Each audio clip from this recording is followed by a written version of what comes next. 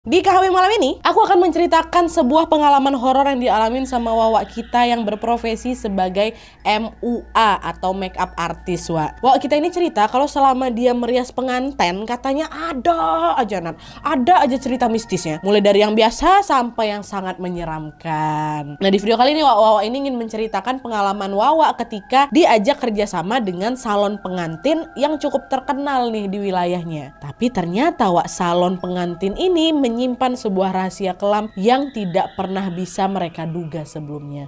Nah, penasaran kalian gimana kisah selengkapnya? Jadi tanpa berlama-lama kita langsung masuk aja ke ceritanya ya. Nunggu ya. Check it out.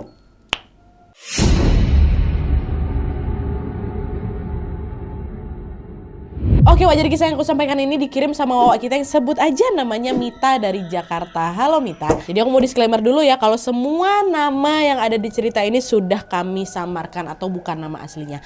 Lanjut. Nah, jadi Wak, ceritanya Mita ini adalah seorang makeup artist atau MUA yang sudah memulai karirnya sejak dia kelas 1 SMK pada saat umurnya masih 16 tahun. Kebetulan pada saat itu kakaknya Mita yang bernama Kak Lili juga merupakan seorang MUA, Wak. Nah, Kak Lili inilah yang mengajarkan Mita segala seluk-beluk menjadi MUA. Dimana pada saat itu Kak Lili ini sering sekali mengajak Mita untuk menemani dia dan juga membantunya merias klien. Ini udah berjalan kurang lebih 7-8 tahun, Wak, sampai sekarang. Nah, singkat cerita, makin lama makin banyak lah orang yang memakai jasanya Mita dan juga kakaknya Kak Lili untuk merias mereka. Dan salah satunya yang cukup ramai adalah siapa? Para pengantin. Nah, dari pengalaman merias pengantin inilah Wak, Mita yang bukan seorang indigo katanya, tapi aku cukup peka dengan hal-hal gaib, jadi sering melihat bahwa setiap pengantin itu ternyata memiliki aura yang berbeda-beda. Mita bilang aura si pengantin ini kan biasanya akan terlihat dari raut wajahnya yang tampak gelisah kan, Wak. Kalau orang awam kayak kita ini pasti menganggap kalau si pengantin yang lagi gelisah ini mungkin dia lagi grogi nih karena mau nikah. Tapi berdasarkan yang Mita lihat, Wak, sebenarnya hal itu juga bisa terjadi karena di hari pernikahan tersebut si pengantin ini